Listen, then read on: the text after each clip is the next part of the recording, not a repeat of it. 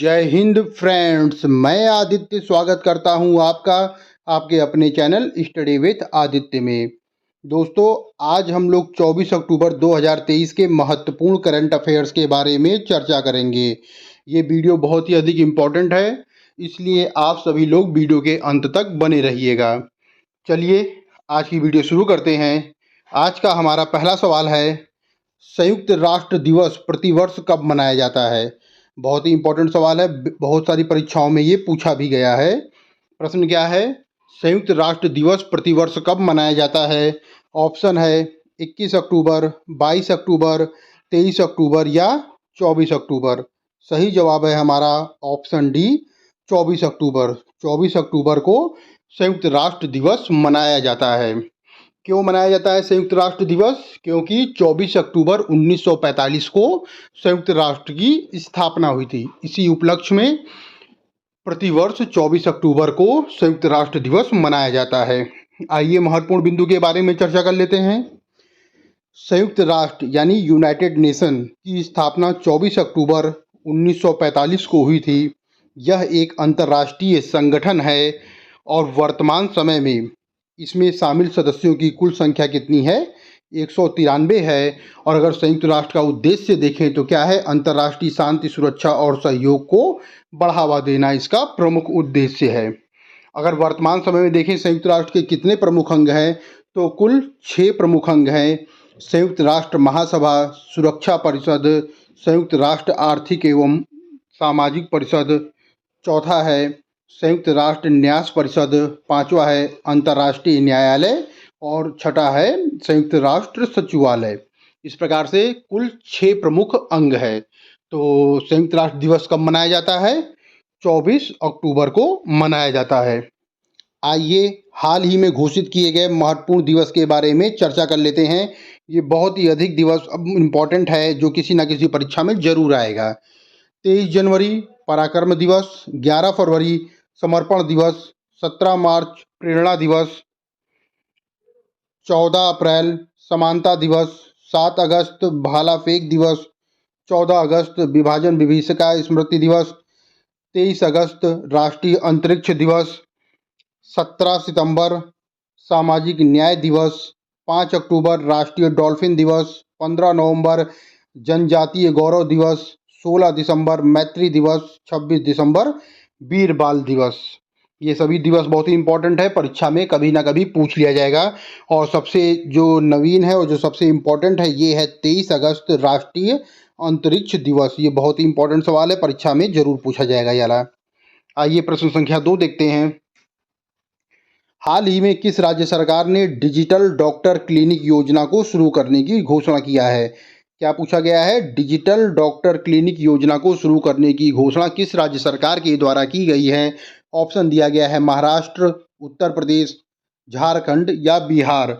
सही जवाब है हमारा ऑप्शन बी, उत्तर प्रदेश। उत्तर प्रदेश राज्य सरकार ने डिजिटल डॉक्टर क्लिनिक योजना को शुरू करने की घोषणा की है। आइए महत्वपूर्ण बिंदु के बारे में चर्चा कर लेते हैं। उत्तर प्रदेश सरकार द्वारा राज्य में स्वास्थ्य सुविधाओं को सर्वसुलभ पहुंचाने के लिए डिजिटल डॉक्टर क्लिनिक योजना को शुरू करने की घोषणा की गई है। अब अगर देखा जाए डिजिटल डॉक्टर क्लिनिक योजना क्या है, तो डिजिटल डॉक्टर क्लिनिक योजना ग्रामीण क्षेत्रों में स्वास्थ्य सुविधाओं का विस्तार करेगी। इसके माध्यम से चिकित्सक ऑनलाइन माध्यम से ग्रामीणों को परामर्श देंगे, और जब इन्हें परामर्श मिल जाएगा तो ये परामर्श कैसे मिलेगा? ऑनलाइन वीडियो कॉन्फ्रेंसिंग के जरिए मिलेगा और इनको सलाह दी जाएगी। इसके बाद सलाह के बाद ग्रामीण संबंधित प्राथमिक स्वास्थ्य केंद्रों या सामुदायिक स्वास्थ्य केंद्रों में दवाइयाँ और जांच की सुविधा ले सकेंगे। और अगर देखा जाए इस योजना की शुरुआत लखनऊ और बुलंदशहर जिलों में शुरू की जाएगी। और उत्तर प्रदेश सरकार ने इस योजना के लिए ओबडू ग्रुप के साथ 350 करोड़ रुपए का समझौता किया है। ये भी इम्पोर्टेंट है, किसके साथ किया है? ओबडू ग्रुप के साथ 350 करोड़ रुपए का समझौता किया है। और इसे भी आप लोग ध्यान जरूर दीजिएगा कि लखनऊ और बुलंदशहर जिलों में यह योजना सबसे पहले शुरू की जाएगी। आइए प्रश्न संख्या 3 देखते हैं। प्रश्न संख्या 3 है, 4th पैरा एशियन गेम्स में भारत के ध्वजवाहक कौन होंगे? बहुत ही अच्छा, बहुत ही इंपॉर्टेंट सवाल है, पूछा गया है 4th पैरा एशियंस गेम्स में भारत के ध्वजवाहक कौन होंगे? ऑप्शन दिया गया है अवनी लखेरा, अमित सरोहा, पारुल परमार, वरुण सिंह भाटी या अवनी लखेरा और मनीष नरवाल। सही जवाब है हमारा ऑप्शन बी, अमित सरोहा और पारुल परमार। आइए इसके महत्वपूर्ण बिंदु के बारे में चर्चा कर लेते हैं। उद्घाटन समारोह में हरियाणा के डिस्कस थ्रो और क्लब थ्रो खिलाड़ी अमित सरोहा और गुजरात की बैडमिंटन खिलाड़ी पारुल परमार भारत की ध्वजवाहक होंगी। दोस्तों ये प्रश्न बहुत ही इंपॉर्टेंट है और अगर इसमें ये भी पूछा जा सकता है कि अमित सरोहा किस खेल से संबंधित है, तो उसका आंसर होगा डिस्कस थ्रो और क्लब थ्रो। और पारुल परमार के बारे में अगर पूछा जाए तो सॉरी, अगर पारुल परमार के बारे में पूछा जाए तो उसका सही जवाब होगा बैडमिंटन खिलाड़ी हैं। और भारत की ओर से 4th पैरा एशियंस गेम्स में 17 खेलों में 309 खिलाड़ी हिस्सा लेंगे, इसे भी आप ध्यान रखिएगा। आइए प्रश्न संख्या 4 देखते हैं। प्रश्न संख्या 4 है, वर्ष 2024 में 19 से 27 फरवरी के मध्य कहां पर भारतीय नौसेना द्वारा मिलन 24 यानी MILAN मिलन 24 आयोजित किया जाएगा। ऑप्शन दिया गया है अहमदाबाद, मुंबई, कोच्चि या विशाखापट्टनम। सही जवाब है हमारा ऑप्शन डी, विशाखापट्टनम। विशाखापट्टनम में क्या आयोजित किया जाएगा भारतीय नौसेना द्वारा, तो मिलन MILAN 24 को आयोजित किया जाएगा। प्रश्न संख्या 5 है, हाल ही में यूके सरकार ने स्मार्ट डिस्ट्रिक्ट परियोजना के लिए किस भारतीय राज्य के साथ समझौता किया है।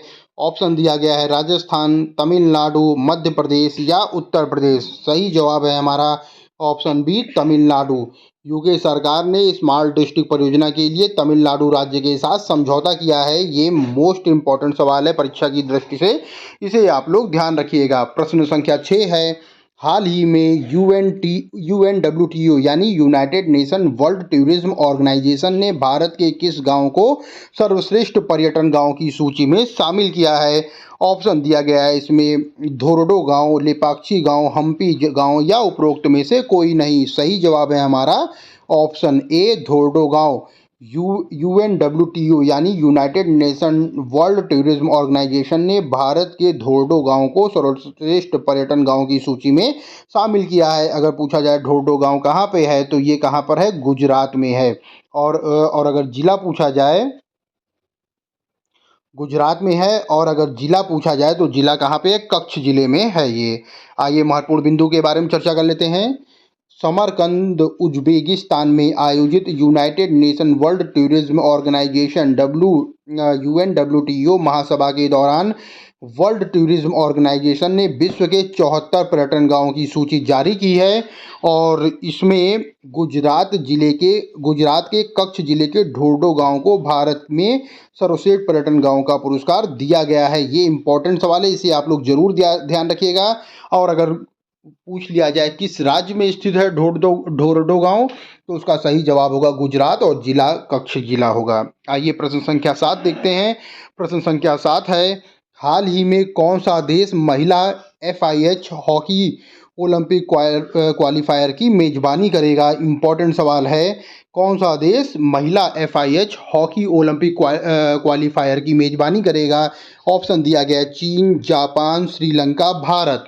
सही जवाब है हमारा ऑप्शन बी, भारत। जो भारत है वह महिला FIH हॉकी ओलंपिक क्वालिफायर की मेजबानी करेगा।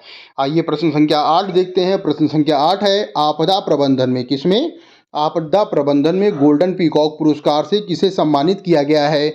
ऑप्शन दिया गया है REC लिमिटेड, NMDC, HAL या DRDO। सही जवाब है हमारा ऑप्शन ए, REC लिमिटेड। आपदा प्रबंधन में गोल्डन पीकॉक पुरस्कार से REC लिमिटेड को सम्मानित किया जाएगा। REC लिमिटेड का फुल फॉर्म क्या है, तो REC लिमिटेड का फुल फॉर्म है रूरल इलेक्ट्रिफिकेशन कॉरपोरेशन लिमिटेड। अगर इसको हिंदी में देखा जाए तो हिंदी में REC का है ग्रामीण विद्युतीकरण निगम लिमिटेड है। आइए इसके महत्वपूर्ण बिंदु के बारे में चर्चा कर लेते हैं। महारत्न कंपनी REC लिमिटेड को आपदा प्रबंधन में असाधारण प्रदर्शन के लिए इंस्टीट्यूट ऑफ डायरेक्टर द्वारा, किसके द्वारा, ये ध्यान रखिएगा, इंस्टीट्यूट ऑफ डायरेक्टर्स द्वारा प्रदत्त प्रतिष्ठित गोल्डन पीकॉक अवार्ड से सम्मानित किया गया है। इंपॉर्टेंट है, किसको सम्मानित किया गया है, तो REC लिमिटेड को सम्मानित किया गया है। और किसके द्वारा सम्मानित किया गया है, तो इंस्टीट्यूट ऑफ डायरेक्टर्स द्वारा इसको सम्मानित किया गया है। यह पुरस्कार आरईसी लिमिटेड को लंदन में, कहाँ पर, लंदन में हुए एक समारोह में प्रदान किया गया है। और अगर बात की जाए जुलाई 2023 में अडानी ट्रांसमिशन लिमिटेड को पर्यावरण प्रबंधन के लिए गोल्डन पीकॉक पुरस्कार 2023 से सम्मानित किया गया है। अगर पूछा जाए आपदा प्रबंधन में किसे मिला है तो आरईसी लिमिटेड को मिला हुआ है। और अगर देखा जाए पर्यावरण प्रबंधन में किसे मिला हुआ है तो अडानी ट्रांसमिशन लिमिटेड को मिला हुआ है। इंस्टीट्यूट ऑफ डायरेक्टर्स की बात हुई थी तो इंस्टीट्यूट ऑफ डायरेक्टर्स की स्थापना जो हुई थी वो 12 जुलाई 1990 में की गई थी, ये भी आप ध्यान रखिएगा।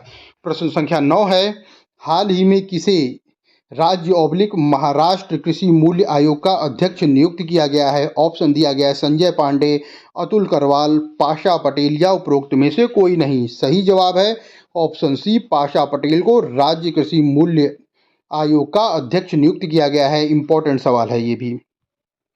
प्रश्न संख्या 10 है, 27 से 29 अक्टूबर के बीच किस राज्य सरकार द्वारा श्री अन्न महोत्सव आयोजित किया जाएगा? ऑप्शन दिया गया उत्तराखंड, उत्तर प्रदेश, मध्य प्रदेश या झारखंड। सही जवाब है हमारा ऑप्शन बी, उत्तर प्रदेश। उत्तर प्रदेश राज्य सरकार द्वारा श्री अन्न महोत्सव आयोजित किया जाएगा। अब श्री अन्न महोत्सव को आयोजित करने का उद्देश्य क्या है तो इसमें आइए महत्वपूर्ण बिंदु देख लेते हैं। उद्देश्य है इसको जारी करने का कि बाजरा और मोटे अनाजों के उपयोग को बढ़ावा दिया जा सके। आइए उत्तर प्रदेश की बात हुई है तो उत्तर प्रदेश के कुछ महत्वपूर्ण करंट अफेयर्स की चर्चा कर लेते हैं। अयोध्या उत्तर प्रदेश का पहला सौर शहर बनेगा। अगर पूछा जाए एग्जाम में उत्तर प्रदेश का पहला सौर शहर कौन बनेगा, सही जवाब होगा हमारा अयोध्या। दूसरा इसमें महत्वपूर्ण बिंदु है कि उत्तर प्रदेश के पहले इंटरनेशनल ट्रेड शो का आयोजन कहाँ किया जा रहा है तो उसका उत्तर है ग्रेटर नोएडा। तीसरा प्रश्न है इसमें, उत्तर प्रदेश सरकार द्वारा कहाँ मंदिर संग्रहालय बनाया जाएगा तो उसका सही जवाब है अयोध्या में बनाया जाएगा। और उसमें चौथा महत्वपूर्ण बिंदु है, उत्तर प्रदेश के अयोध्या में 8 सितंबर को सरयू नदी में जटायु क्रूज सेवा शुरू हुई है। ये भी इम्पोर्टेंट सवाल है परीक्षा की दृष्टि से। आइए अब हम लोग जल्दी 23 अक्टूबर 2023 के महत्वपूर्ण करंट अफेयर्स का क्विक रिवीजन कर लेते हैं। इंटरनेशनल स्टटरिंग अवेयरनेस दिवस कब मनाया जाता है तो उसका सही जवाब है 22 अक्टूबर को मनाया जाता है। हाल ही में पूमा इंडिया ने किसे अपना ब्रांड एम्बेसडर नियुक्त किया है तो उसका सही जवाब है मोहम्मद सामी को। प्रश्न संख्या 3 है, हाल ही में विश्व के नंबर 1 शतरंज खिलाड़ी मैग्नस कार्लसन को हराने वाला तीसरा भारतीय कौन है तो उसका सही जवाब है कार्तिकेयन मुरली। कार्तिकेयन मुरली जो हैं वो तीसरे भारतीय बन गए हैं जिन्होंने मैग्नस कार्लसन को हरा दिया है। प्रश्न संख्या 4 है, भारतीय सेना ने किस ग्लेशियर में अपना पहला मोबाइल टावर स्थापित किया है तो उसका सही जवाब है सियाचिन ग्लेशियर में। प्रश्न संख्या 5 है, हाल ही में किसे यूरोपीय संघ के सखारोव पुरस्कार से सम्मानित किया गया है? मोस्ट इंपॉर्टेंट पुरस्कार है और इसका आंसर सही है जीना महसा आमनी को। प्रश्न संख्या 6 है, हाल ही में आरबीआई ने किस बैंक पर 1 करोड़ रुपए का जुर्माना लगाया है तो उसका सही जवाब है यूनियन बैंक पर। प्रश्न संख्या 7 है, हाल ही में मुख्यमंत्री मक्का मिशन किस राज्य में शुरू किया गया है? सही जवाब है उड़ीसा राज्य में शुरू किया गया है। प्रश्न संख्या 8 है, प्रोजेक्ट 15B के तहत भारतीय नौसेना में शामिल तीसरा स्टील्थ विध्वंसक जहाज कौन सा है तो सही जवाब है इम्फाल। ये भी इंपॉर्टेंट सवाल है। प्रश्न संख्या 9 है, 8वें ब्रिक्स अंतर्राष्ट्रीय प्रतियोगिता सम्मेलन 2023 की मेजबानी किसके द्वारा की जा रही है तो ये भारत के द्वारा की जा रही है। और प्रश्न संख्या 10 है और जो कि कल का अंतिम सवाल था, कहाँ 2 दिवसीय एथुरियम महोत्सव शुरू हुआ है तो उसका सही जवाब है मिजोरम। कल मैंने 2 सवाल पूछे थे, उसमें पहला सवाल है कि हाल ही में विश्व मानक दिवस अथवा अंतर्राष्ट्रीय मानक दिवस कब मनाया गया है? ऑप्शन दिया गया है 11 अक्टूबर, 12 अक्टूबर, 13 अक्टूबर या 14 अक्टूबर। सही जवाब है हमारा ऑप्शन डी, 14 अक्टूबर को मनाया गया है। क्या मनाया गया है? अंतर्राष्ट्रीय मानक दिवस या वर्ल्ड स्टैंडर्ड डे मनाया गया है। कल का दूसरा सवाल था, हाल ही में भारत और किस देश के बीच 5वां वार्षिक रक्षा संवाद हुआ है? ऑप्शन दिया गया था श्रीलंका, पाकिस्तान, भूटान, फ्रांस। सही जवाब है हमारा ऑप्शन डी, फ्रांस। इंपॉर्टेंट सवाल है, याला भी मोस्ट इंपॉर्टेंट है, इसे आप लोग जरूर देखिएगा। फिर से बस सवाल सुनिए, हाल ही में भारत और फ्रांस के बीच में 5वां वार्षिक रक्षा संवाद हुआ है। इंपॉर्टेंट सवाल है। दोस्तों हमारा आज का प्रश्न है, भारत के आयुष शेट्टी ने BWF विश्व जूनियर चैंपियनशिप 2023 में कौन सा मेडल जीता है? ऑप्शन दिया गया है silver medal, bronze medal, gold medal या उपरोक्त में से कोई नहीं। आज का दूसरा सवाल है, हाल ही में किस तमिल लेखक को उनकी आत्मकथा सूर्यवंशम, बहुत ही इंपॉर्टेंट है ये आत्मकथा, सूर्यवंशम के लिए सरस्वती सम्मान मिला हुआ है? परीक्षा की दृष्टि से बहुत ही अच्छा इंपॉर्टेंट सवाल है कि सरस्वती सम्मान किसे मिला हुआ है। ऑप्शन दिया गया है गीतांजलि राव, शिव शंकरी, डॉक्टर ज्ञान चतुर्वेदी या अरुंधति राय। दोस्तों, अगर इन दोनों प्रश्नों का उत्तर आपको पता है तो कमेंट बॉक्स में उत्तर जरूर लिखिएगा। हमारी आज की वीडियो यहीं समाप्त होती है। अगर आप चैनल में नए हैं तो चैनल को लाइक करें, शेयर करें और सब्सक्राइब करें, क्योंकि इस चैनल के माध्यम से मैं daily current affairs, weekly current affairs, monthly current affairs और साथ ही साथ सामान्य अध्ययन और स्टैटिक जीके की भी क्लास लेकर आता हूं, जो कि पॉइंट टू पॉइंट होती है और परीक्षा की दृष्टि से बहुत ही अधिक इम्पॉर्टेंट होती है। इसलिए अगर अभी तक आपने चैनल को लाइक और सब्सक्राइब नहीं किया है तो चैनल को लाइक और सब्सक्राइब जरूर करें। Study with Aditya. Thank you friends. जय हिंद फ्रेंड्स।